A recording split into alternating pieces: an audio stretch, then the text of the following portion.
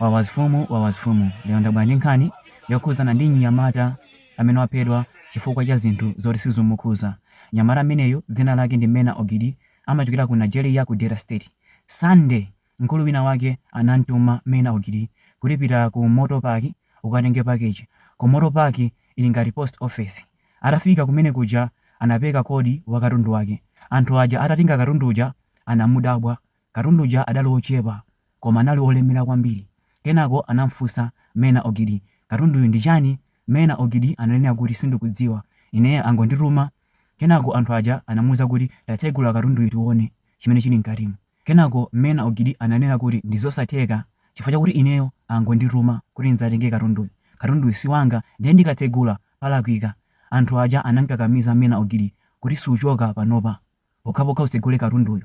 Zotsatira zake Mena Ogidi anakanitsitsa, ndiye anthu aja adatenga katundu uja by force ndikutsegula. Atatsegula anapeza pisto ndi mabuleti. Kenako adagwira Mena Ogidi kummanga kuyamba kummenya. Ndomamfunsa, tatuze katundu ndi wachani, upita naye kuti? Mena Ogidi amakanabe kuti katundu si wanga, ngati mukufuna ndingati kukutengani kwa munthu amene anandituma mukangwire yeyo. Koma anthu aja sanamvere. Zotsatira zake anayimbira area commander ACP Aliyu Shaba. Kenako area commander uja adauza kuti musavutike, nditumiza anyamata anga. Ndanatumiza ASP Usmani Nuhu. Atafika kumene kuja Usmani Nuhu, anthu andira limene lija amamuziwa Usmani Nuhu bwinobwino pa nkhani ya kupha zigawenga. Chifukwa choti Usmani Nuhu anali wa SAS. SAS ndi kagulu kamene kanapangidwa ku Nigeria pofuna kuthana ndi zigawenga. Ndiye kagulu kameneka kakangogwira chigawenga kamapheratu. Analibe investigation is amakugwira ndikukupha.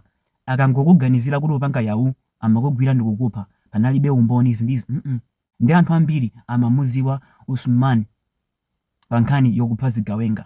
Ndatafika kumalo kuja anthu chifukwa amudziwa anayamba kutchula zina lake, Usman wafika. Ndiye mkuluyu ponzimvanso kwambiri kuti ya anthu akundidziwa. Zotsatira zake anamfunsa mwana uja, tanduze izi nzandani? Mwana uja analongosolanso chilungamo kuti siza ine, anandituma mkulu wina wake, ngati mukufuna ndingathe kutenganiko. Koma Usmani sanamvere chifukwa anthu aja amampopa kale amamutchula zina lake, Usmani wafika, amapha anthu. Zotsatira zake Usmani anamuombera nyamata uja pachidale. Atamuombera adauza nyamata yake, mtengeni kwezeni galimoto. Anamtenga kunkweza galimoto kupita naye ku polisi. Atafika ku polisi kuja Usmani anatulusa pisto yake kumuombera nyamata uja zipopolo zokwana zitatu. Kenako nyamata uja anamwalira pomwepo. Ndiye area commander uja atamva izi analodabwa chifukwa chakuti Usmani sanampase order yomupha munthu uja. Ndiye wapha bwanji munthu uja?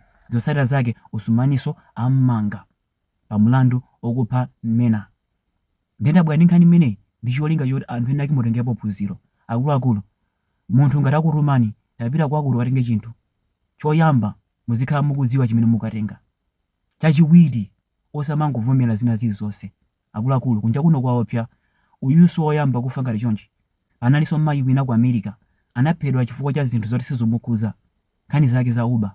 Yeyo ankapita kukapanga pickup katundu, yesi zinkamukhuza koma mzungu atangomuona anamuombera mayi uja zipopo zingapo ndipo anamwalira pomwepo. Chifukwa chakuti anthu amene anamtuma mayi uja anali okuba, ankaba online. Ndi ankafuna mbele mzungu uja pona mayi uja anamuphaso. Ankangoti anthu ali limodzi. Anafosa lakwa. Akuluakulu, chonde osamanguvomera zina zilizonse, osamanguvomera. Ndi makambaso izi, ngati upanga uba, ngati wina wake wakuuza watenge katundu wina kwake, tumizire message amene ukumupitira uja, muuze kuti ine ndine driver chabe, mkulu wina wake akuti ndisatenge katundu kwa inu. Chifukwa chakuti anthu ena ake samaganiza zoti ndiwe driver kaumatani, amangona ngati uli limodzi.